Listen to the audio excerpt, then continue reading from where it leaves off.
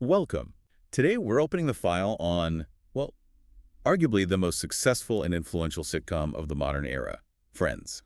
It's hard to overstate its impact. We're going to be doing a focused examination using a whole body of material that details this show's decade-long run, its production, the financial side of it, and how it really left a mark on culture. Right. And our goal here is to figure out how the show became one of the biggest television shows of all time. What was the secret sauce? So just for context, we're talking about a show created by David Crane and Marta Kaufman. It ran for 10 seasons on NBC, from 94 to 2004. That's 236 episodes, a huge run for any series. And the premise, I mean, it's so simple on the surface. 6 friends in their 20s and 30s just living their lives in Manhattan. Exactly. Jennifer Aniston, Courtney Cox, Lisa Kudrow, Matt LeBlanc, Matthew Perry, and David Schwimmer. The idea for it all started back in late 1993. The working title was actually Insomnia Cafe. Right, which sounds like a much different, sort of darker show. It does. But they pitched it with this 7-page treatment. And the core idea was there from the very beginning. It was about sex, love, relationships, careers. A time in your life when everything's possible. And this is the key line. And it's about friendship, because when you're single and in the city, your friends are your family. That concept, friends as your chosen family, that was the thesis. And it really set it apart. They also went through a few other titles, Friends Like Us, 6 of 1. Before landing on just Friends.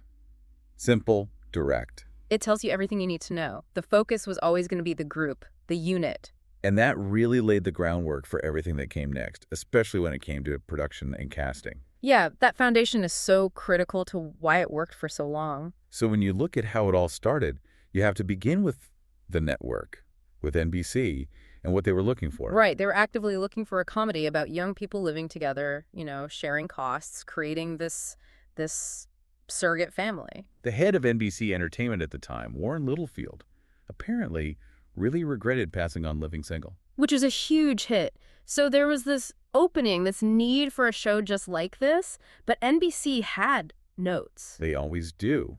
And some of their ideas, if the creators had gone along with them, would have just completely changed the show. For sure. For one, they pushed really hard for it to be a show aimed squarely at Generation X. To really narrowcast it. Exactly.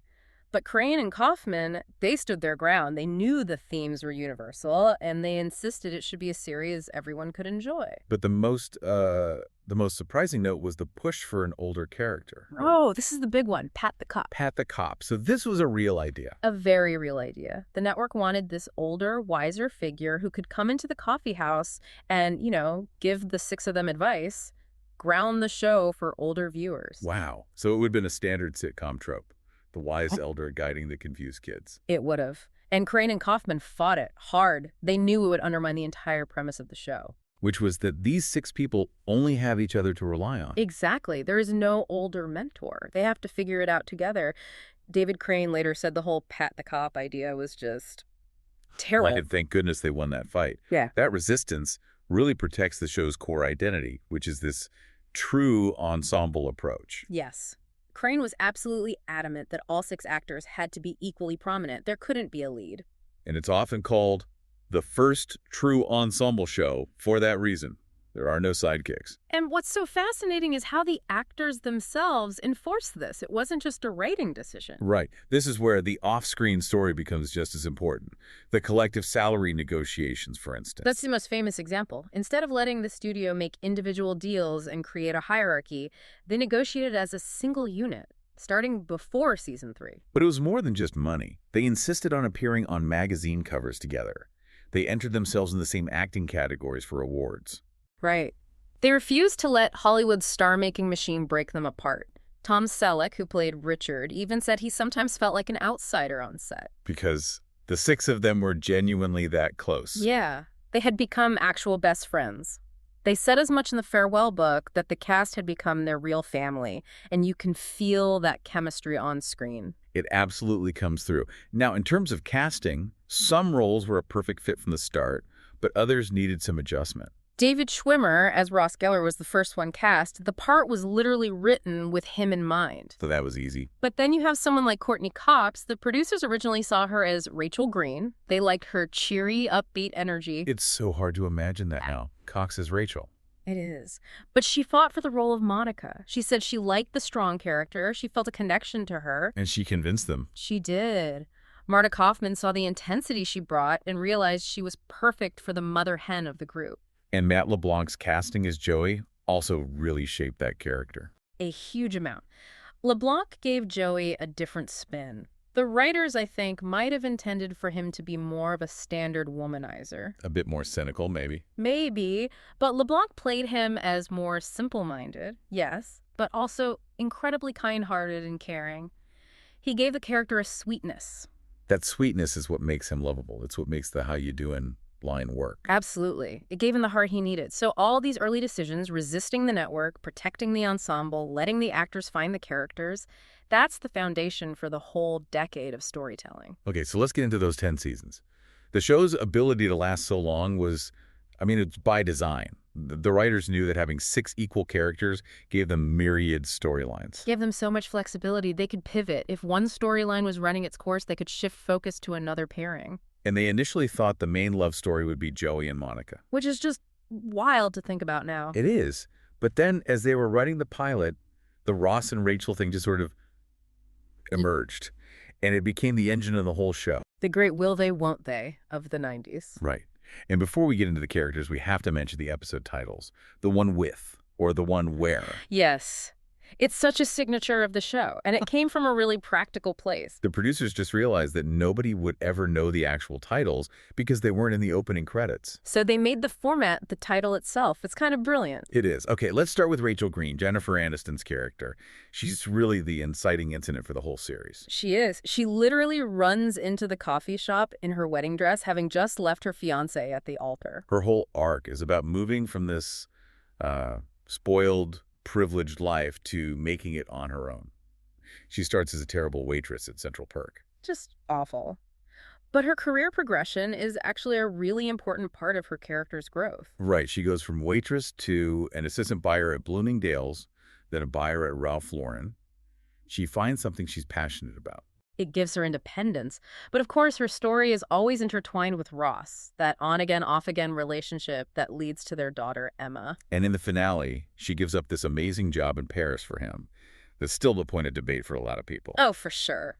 Was it romantic, or did she give up her hard-won career? It's a complicated ending for her arc. Then you have Ross, David Schwimmer. Mm-mm. The geeky paleontologist brother. And his whole deal is this desperate search for stability that is constantly, hilariously undermined by his own life. His 3 failed marriages.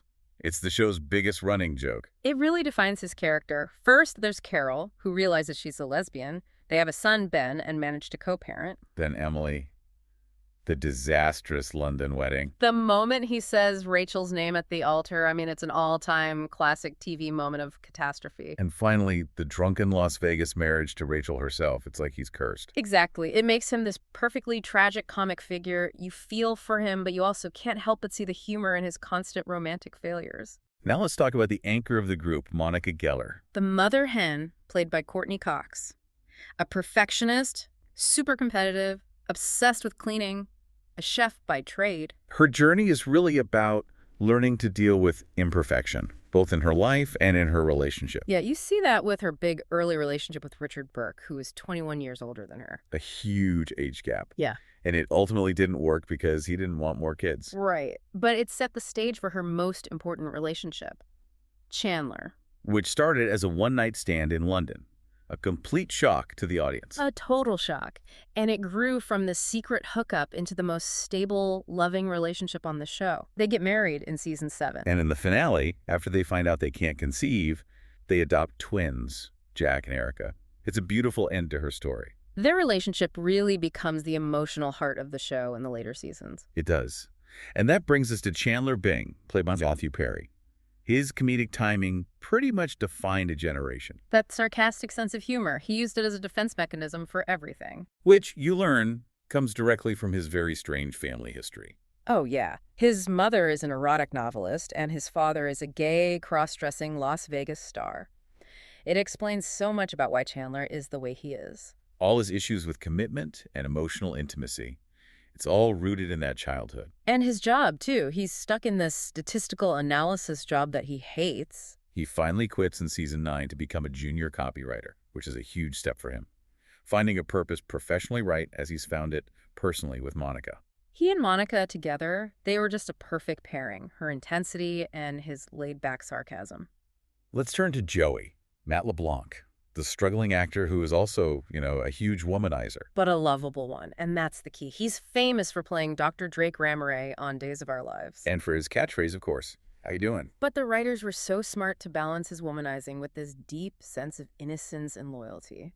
He's simple, but he has a huge heart. His friendship with Chandler is one of the best parts of the show. It really is. And even when they tried to pair him up with Rachel in season 10, it didn't feel right. No, they were better as friends. Yeah. So he's the only one who ends the series single. Which feels right for his character. He's still on his own journey. And finally, Phoebe Buffay, Lisa Kudrow, the weird, eccentric one. The wild card. A masseuse, a vegetarian, a musician who sings these bizarre songs like Smelly Cat. Her backstory is by far the darkest. Her mother committed suicide. She lived on the streets.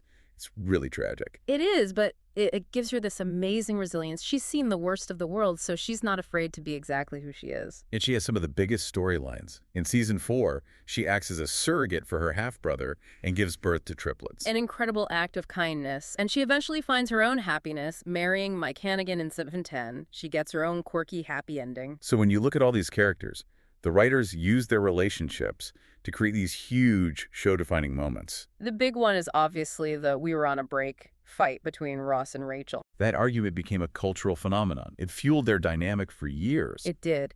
Then in season 4, you get the London trip. Ross's wedding to Emily goes up in flames, but it's also the beginning of Monica and Chandler. A brilliant pivot. It gave the show a whole new romantic energy for the second half of its run. Then in season 8, Rachel's pregnancy is revealed, and the father is Ross. It forces them into a new, more mature phase of their relationship. And near the end, you have Monica and Chandler's adoption storyline and the brief attempt at a Joey and Rachel romance. Right. It all showed the characters moving into true adulthood, facing real-life challenges that couldn't just be solved with a witty one-liner at a coffee shop. That's what gave the show its legs. What's just as remarkable as the creative success is the show's, its sheer financial power. It wasn't just a hit show, it became a business model. And that whole story really hinges on the cast's unity. Their collective negotiation strategy changed everything. Let's walk through that because it's pretty stunning. Season 1, they're making around $22,500 an episode. Which is pretty standard for a new show. In season 2, their salaries were all different, which is what the studio wants. It creates competition. Right. But before season 3, they banded together. They said, we all get paid the same, and we all get paid what the lowest paid person is making. It was a revolutionary move. And their salaries jumped to $75,000 an episode for everyone. And it just kept going up from there.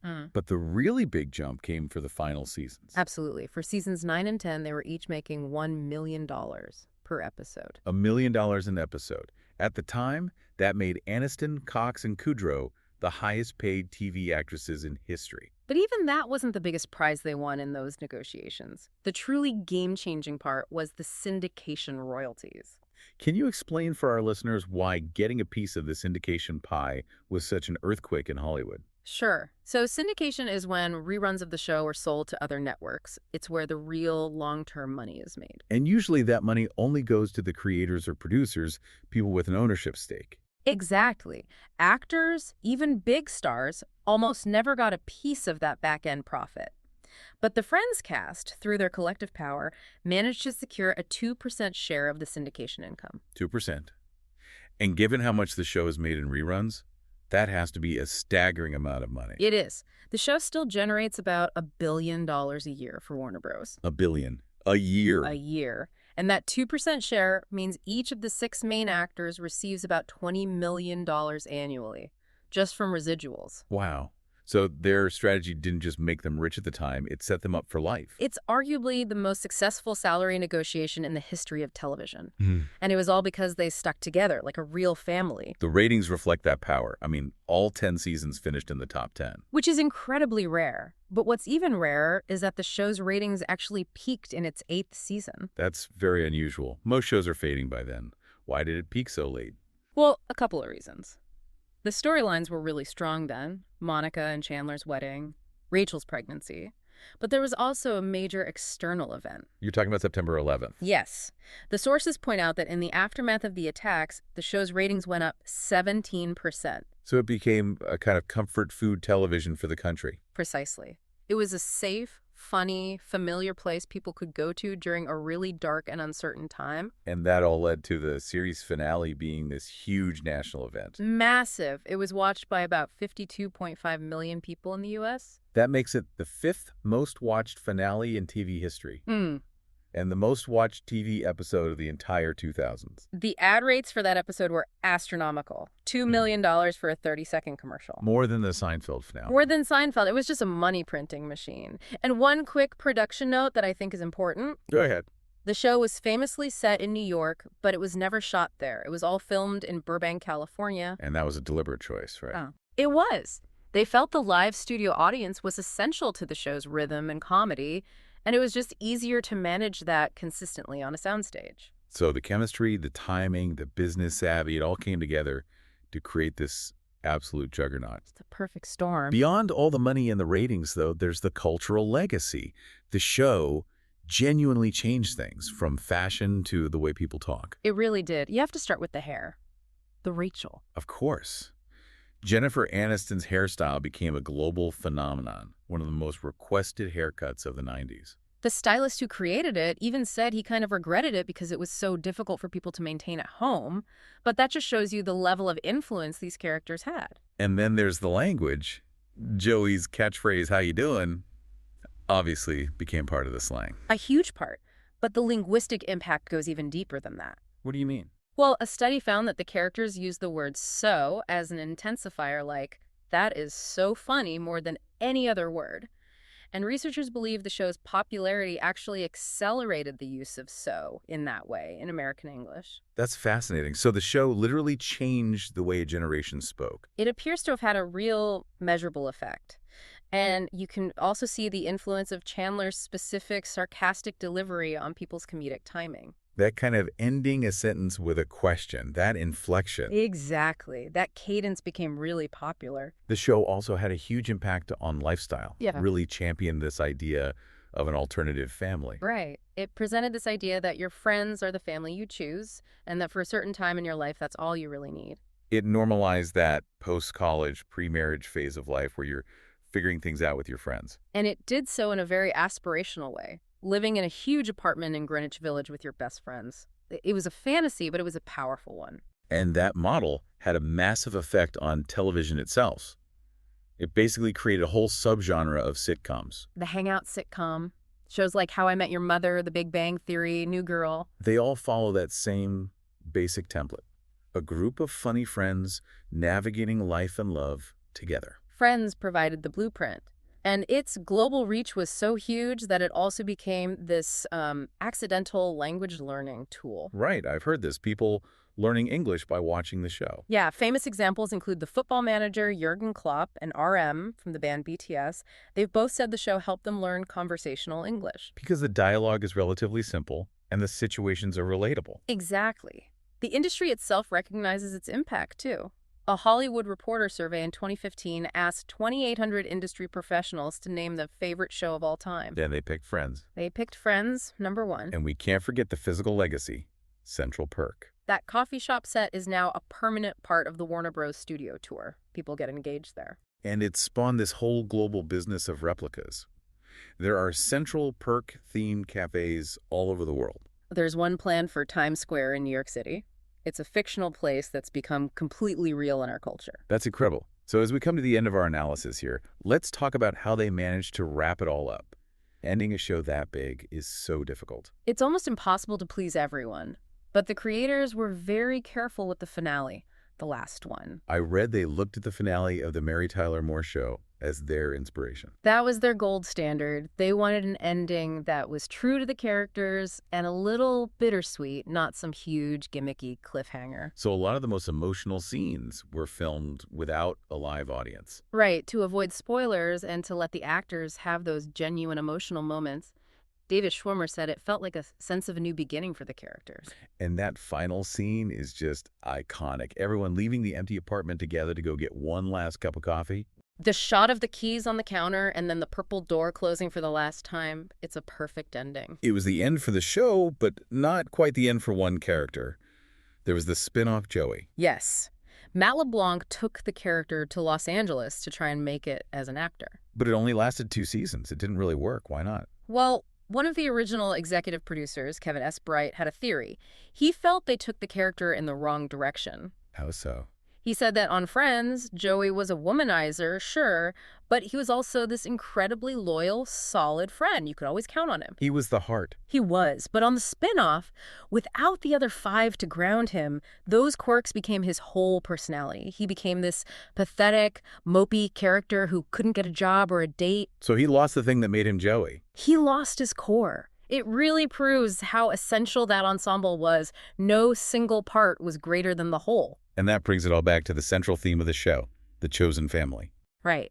The show was always about that idea, and we've seen how that idea of the ensemble also drove its real-world success. The collective bargaining, the shared wealth. It mirrored the show's own philosophy. It did. And that brings us to a final thought for you to consider. We know the show makes about $1 billion a year for Warner Bros. In syndication. And because of their deal, the 6 actors still get about $20 million each from that every year. That shared real-world success is staggering. So the question is this. How does that unique business structure reinforce or maybe even complicate the show's theme of a shared family success? Did the on-screen family inspire the off-screen business triumph, or was it all just a matter of perfect timing and market leverage? Something to think about. An incredible story of art, culture, and commerce all coming together. A true phenomenon. Thanks for listening.